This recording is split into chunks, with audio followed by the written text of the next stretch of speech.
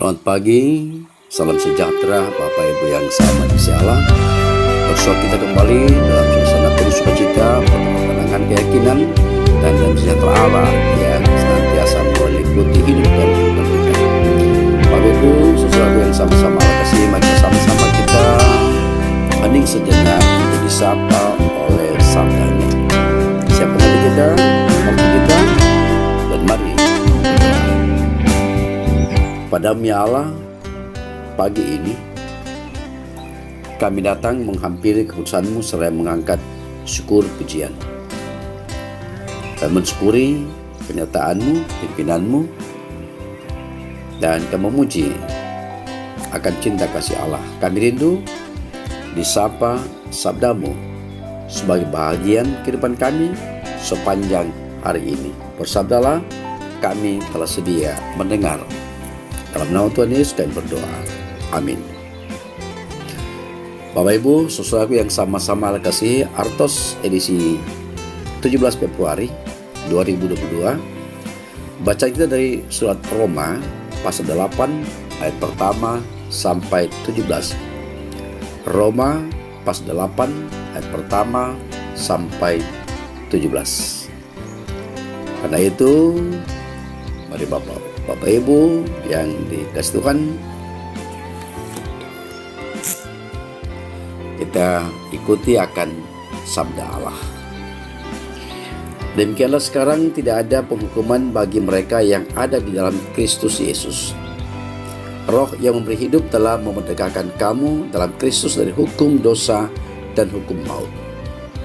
Sebab apa yang tidak mungkin dilakukan hukum Taurat karena tidak berdaya oleh daging, telah dilakukan oleh Allah dengan jalan mengutus anaknya sendiri dalam daging yang serupa dengan daging yang dikuasai dosa. Karena dosa, ia telah menjatuhkan hukuman atas dosa di dalam daging, supaya tuntutan hukum Taurat digenapi di dalam kita yang tidak hidup menurut daging, tetapi menurut roh.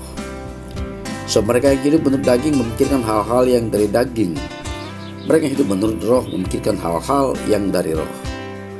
Karena keinginan daging adalah maut, tetapi keinginan roh adalah hidup dan damai sejahtera.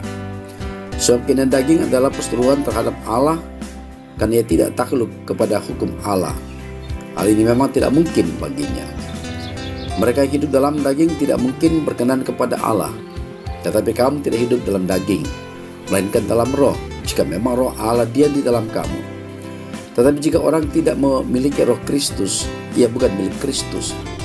Dan jika Kristus ada di dalam kamu, maka tubuh memang mati karena dosa, tetapi roh adalah kehidupan oleh karena kebenaran. Dan jika roh Dia yang telah membangkitkan Yesus dari antara orang mati diam di dalam kamu, maka Ia yang telah membangkitkan Kristus Yesus dari antara orang mati akan menghidupkan juga tubuhmu yang fana itu oleh rohnya yang diam di dalam kamu. Jadi saudara, kita adalah orang berhutang, tetapi bukan kepada daging, supaya hidup menurut daging. Sebab jika kamu hidup menurut daging, kamu akan mati. Tetapi jika oleh roh kamu mematikan perbuatan-perbuatan tubuhmu, kamu akan hidup. Semua orang yang dipimpin roh Allah adalah anak Allah.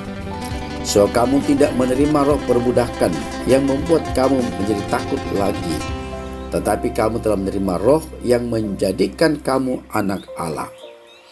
Oleh roh itu kita berseru, ya Abba, ya Bapa. Roh itu bersaksi bersama-sama dengan roh kita bahwa kita adalah anak-anak Allah. Dan jika kita adalah anak, maka kita juga adalah ahli waris. Maksudnya orang-orang yang berhak menerima janji-janji Allah, yang akan menerimanya bersama-sama dengan Kristus, yaitu jika kita menderita bersama-sama dengan Dia, supaya kita juga dipermuliakan bersama-sama dengan Dia. Demikian sabda Allah. Bapak Ibu yang sama-sama Allah kasih, tidak masalah mengapa atau kapan Paulus menulis surat ini. Semua orang percaya harus bersyukur atas apa yang Paulus lakukan. Ini adalah suratnya yang paling penting karena menguraikan secara terperinci konsep dasar pembenaran oleh iman semata. Sang Rasul menegaskan bahwa orang bukan Yahudi dan orang Yahudi sama-sama diampuni dosanya dan yang benar di mata Allah. tidak berdasarkan pencapaian manusia, tetapi karena karunia yang dianugerahkannya bagi mereka yang menerimanya dengan iman. Bapak, Ibu, Saudara yang dikasihi Tuhan, perikop bacaan kita berbicara pada hal hidup dipimpin Roh Allah. Hidup dipimpin Roh Allah. Yesus pernah mengkritik tajam beberapa pemuka agama Yahudi karena tidak mempercayai Dia, padahal Alkitab menyaksikan Dia. Yesus berkata, "Kamu adalah anak-anak pembunuh dan pendusta, karena bapamu iblis adalah pembunuh manusia dan pendusta." Ngeri sekali dituding seperti itu. Akan tetapi memang benar, saat kita hidup di dalam dosa, kita dikuasai oleh roh-roh jahat. Perbuatan-perbuatan kita dikendalikan oleh iblis sebagai majikan jahat kita. Hanya ketika kita dibebaskan oleh kuasa Roh Allah, kita tidak lagi dikendalikan oleh iblis. Kita sekarang bisa disebut anak-anak Allah. Kita yang percaya kepada Yesus disebut anak-anak Allah. Roh Kudus memerdekakan kita dari belenggu dosa dan kematian. Roh Kudus memimpin hidup kita. Dia bekerja dalam hati dan pikiran kita. Dialah yang memampukan kita tidak lagi hidup menurut keinginan daging, melainkan menurut keinginan roh yang menghasilkan damai sejahtera sejati. Roh Kuduslah yang menolong kita untuk yakin bahwa kita memang anak-anak Allah dan memberikan diri kita untuk memanggil Allah sebagai Bapa. Sebagai anak-anak Allah, kita memiliki warisan surgawi yang disediakan untuk kita kelak di surga. Di dunia ini kita dapat mencicipinya sementara masih mengalami berbagai penderitaan dengan Kristus. Akan tetapi kelak di surga kita menikmatinya secara penuh bersama Kristus. Bapak, Ibu, Saudara yang dikasihi Tuhan, apa tanggung jawab kita? Hidup sesuai dengan kuasa kehidupan yang Roh Kudus telah berikan dalam hidup kita. Kita harus dimerdekakan dari dosa. Maka hidup kita tidak boleh menyerah terhadap godaan dosa. Mari kita menjaga kesucian hidup kita. Kita memiliki akses langsung kepada Allah Bapa. Maka kita harus memelihara persekutuan intim dengannya. Memanggilnya dengan mesra, ya Abba, ya Bapa. Bersekutulah dengan Allah lewat merenungkan firman-Nya dan berdoa. Kita telah memiliki kepastian keselamatan. Maka apapun masalah yang kita hadapi dalam hidup ini, kita tidak boleh bimbang bahwa kitalah pewaris segala janji Allah. Hiduplah sebagai anak-anak Allah. Terpilih Kristus Yesus Tuhan. Amin. Mari Bapak, Ibu, berdoa. Kepadamu ya Allah, kami angkat syukur pujian. Sabdamu kembali mengingatkan kami sebagai orang yang telah ditebus oleh Allah di dalam Yesus Kristus. Dan kiranya Roh Kudus memampukan kami untuk memahami, mengakui, mengimani bahwa kami sebagai anak-anak pula sebagai pewaris kerajaan. Oleh karena itu, salah satu bahagian untuk mewujudkan itu sebagai tanda syukur adalah hidup ini dipimpin oleh Roh. Memberi hidup ini dipimpin oleh Roh, sehingga dapat menghadirkan tanda-tanda shalom dan sejahtera bagi semua.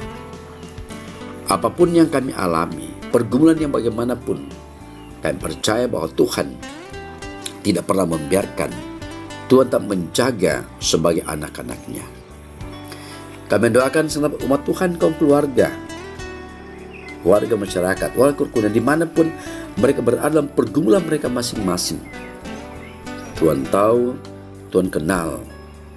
Karena itu kami mohon Roh Kudus tetap menuntun, membimbing mereka, sehingga tetap mengamini dan meyakini bahwa sebagai anak-anak Allah tetap dipimpin oleh Roh, hidup oleh Roh, percaya atas pimpinan tuntunan Allah, kendati pun tak melihat tetapi meyakini, merasakan dan mempersaksikan dalam setiap menghadapi pergumulan kehidupan, usaha, aktivitas, di tengah persekutuan, di tengah keluarga, di tengah masyarakat. Pemerintah, bangsa, negara kami selalu kami doakan dari pusat sampai ke daerah. Allah tetap campur tangan di dalamnya sehingga pemerintah kami telah menjalankan tanggung jawabnya untuk menghadirkan kesejahteraan dan kemakmuran, keterangan dan keteduhan di bangsa ini.